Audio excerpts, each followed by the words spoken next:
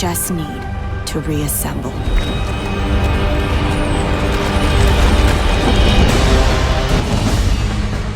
No pressure, right?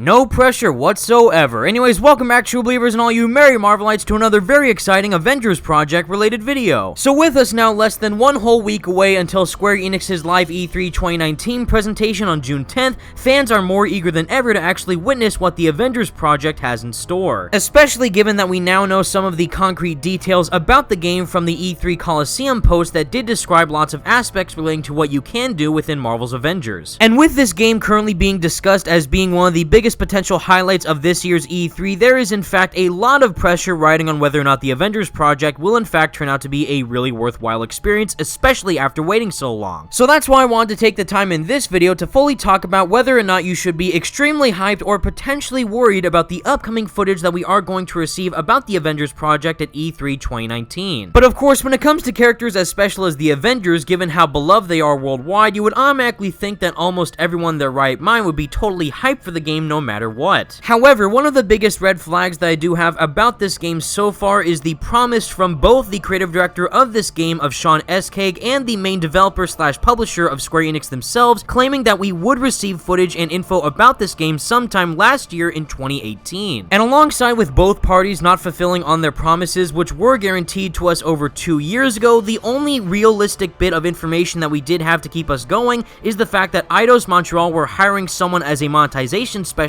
to work as a games as a service developer. And given that we know for a fact that the Avengers project is going to follow a games as a service archetype like similar titles of Destiny, The Division, Anthem, and more, especially with the developers behind it like that of Crystal Dynamics and Eidos Montreal, who aren't necessarily known for those types of games, I really do hope that they can pull it off, especially with these characters of the Avengers. And even though I do hate to make this comparison, I can't really help myself given that they are made by the same publisher of Marvel games. But the reason why SpiderMan PS4 had so much appeal even at the very beginning of its initial teaser trailer all the way back in June of 2016, it was because of the parties that were behind its development like that of Sony Interactive Entertainment and Insomniac Games. All of Sony's previous first-party games up to that point have been treated with high levels of respect like that of the Uncharted series, Infamous, and lots more. So knowing that Spider-Man was going to receive a similar treatment already had my confidence in all the parties that were developing the game. Not to mention that everyone involved working on the project were die-hard fans of the Spider-Man character. And alongside of that, all the information that we did receive about the game made it sound like it was going to be a truly different experience from any of the other previous Spidey games that we have played in the past. But relating to the case of the Avengers project, the main publisher for this game's case is actually relating to Square Enix, who have done previous games in the past like that of Final Fantasy, Kingdom Hearts, and lots more. However, the main problem that I have with Square Enix directly is that they sometimes announce games way too early, which potentially results in unfinished products. This can easily relate to the Just Cause franchise, as well as certain installments within the Final Fantasy series and a lot more. And knowing that they have a multi-year, multi-game partnership with Marvel games directly makes me a bit concerned for the overall future of all these titles. Not to mention that the overall details that we did receive from the E3 Coliseum do make the Avengers project sound like an Ultimate Alliance game, but with a bigger budget and a smaller roster. Now I know that this may sound like a lot of negativity based off of a game that we haven't even seen yet, but based off of all the info that we do have up to this point, there still is a lot to be excited about for the Avengers project overall. For one, we do know that this is in fact going to be yet another huge AAA Marvel game, just like SpiderMan PS4 was, given how they did state in the E3 Coliseum tab that this will be the defining Avengers gaming experience. And just like how everyone from Sony, Insomniac, and Marvel are die-hard fans of Spidey while working on SpiderMan PS4, the same thing can easily be said for the entire team over at Crystal Dynamics and Eidos Montreal, and especially Marvel Games while working on the Avengers project. It definitely sounds like all the developers truly love the Avengers and are attempting to make a game that both hardcore Marvel fans and gamers will love in the long run. And who knows, even though Marvel's Avengers will follow the games as a service archetype, there is a chance that that model will actually be for its benefit instead of hindering the overall experience. Because while some people may view this as potential microtransactions that will flood the game, it could also mean continuous content that will be supported for this game for years to come. And knowing that some of the game's primary focuses relate to high-octane single-player action as as well as really entertaining co-op gameplay, it definitely sounds like a title a bunch of players will love to enjoy. And even though I am a bit concerned as to how the Avengers project will turn out, especially given how long we've had to wait for any actual update about this game, I do have faith in all related parties that they will truly deliver a game that everyone will enjoy. So in conclusion, if everyone at Marvel, Crystal, Square, and Eidos are truly attempting to make the definitive Avengers gaming experience, I can only cross my fingers and hope for the best when we do finally see its reveal on June 10th. And with all that said, everyone, that's the video I have for you today, and please let me know all your thoughts in the comment section down below. What are your current thoughts on the Avengers project, and are you more excited or a bit worried as to how the game will actually turn out to be? For me personally, I'm sure the narrative revolving around the Avengers is going to be very entertaining to say the least, but seeing how the gameplay description does sound similar to an Ultimate Alliance game does have me slightly worried. And even though this one factor may come across either as a relief or a bit of a disappointment, it does actually relate to the possibility of us not receiving the Marvel gaming universe. Because as a couple days ago, Bill Roseman did go on Twitter and state Monday at Marvel Games Musing, what if each Marvel game exists within its own separate parallel reality? Hashtag Marvel Games Multiverse. So as we were all wondering whether or not SpiderMan PS4 somehow connects to the world of the Avengers project, given this statement from Bill, it doesn't seem like that's going to be the case. However, there are two other possibilities as to what this could relate to. Either A, the Avengers project is its own unique world which is completely separate from SpiderMan PS4, or B, Crystal Dynamics could actually be making their own version of Spider-Man within the Avengers project game. Now for me personally, I think the latter choice would be a big mistake seeing how popular SpiderMan PS4 is already, so if Crystal and Eidos and Square were to make their own version of Spider-Man within the Avengers project, I don't realize why they couldn't just make Spider-Man PS4 involved in this universe instead. But seeing how we have multiple versions already within the other Marvel games like that of Ultimate Alliance 3 and Iron Man VR, it's not too far-fetched to think that this could be the case for the Avengers project. But luckily for us, at the time of this recording, E3 is only 5 days away, and hopefully we can get all of our answers there, and seeing how I will be attending the conference myself, you can definitely expect a lot of fun videos from me while I am attending the show. And with one final point to bring up, I do want to give another awesome shout out to the fantastic PhotoMole competition that we are holding on the Spidey Squad's Twitter page relating to SpiderMan PS4. So recently we have had two groups of winners relating to two separate suits for the PhotoMole competition, starting off with my least favorite one of the UK suit. And even though I'm a bit disinterested within this design overall, I still fully appreciate all the awesome photos that our winners took of this suit in action. So huge congratulations to @Spidey_Mexicano, as well as @Raul Asombroso4 and @NYC Wall Spider, and even @Starchild Cruz for these awesome photos of the UK suit. Even though I personally dislike the extremely bright blue on the UK suit, I do think it does come off well in certain shots in the photo mode itself. However, that's luckily not the case with the next suit that we do have in our photo mode competition, which relates to some people's favorites of the all-new, all-different Spider-Man suit, or more specifically, the Spider Armor Mark IV. Now, if you guys know me, this is my number 5 spot of the top 5 best suits within SpiderMan PS4 because I love everything from the logo design to the material that the suit is based off of, and so much more. And of course, relating to our photo mode competition, the pictures certainly didn't disappoint. So again, huge congratulations to @MikhailSpiderBro, as well as @NJ2012Pro, and @Spidey_Mexicano, and @Ant1Venom99 for awesome shots of the all-new, all-different suit within SpiderMan PS4. Now, if you're someone who does want to participate within the Spidey Squad photo mode competition, all you have to do is use the hashtag of Spidey Squad PM Comp and take a photo of the suit that we do choose for the specific week. And speaking of this week's suit, we're now taking photos of one of the most underrated costumes within Spider-Man PS4's entirety, in my opinion, which obviously relates to the Secret Wars suit. So if you're someone who wants to get your name and photo recognized, feel free to take as many photos of Spider-Man as you possibly can. And until next time, everyone, thank you all so much for watching, stay merry Marvelites, and peace out.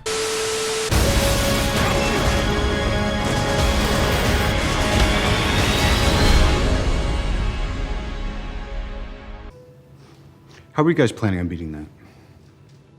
Together. We'll lose. And we'll do that together too.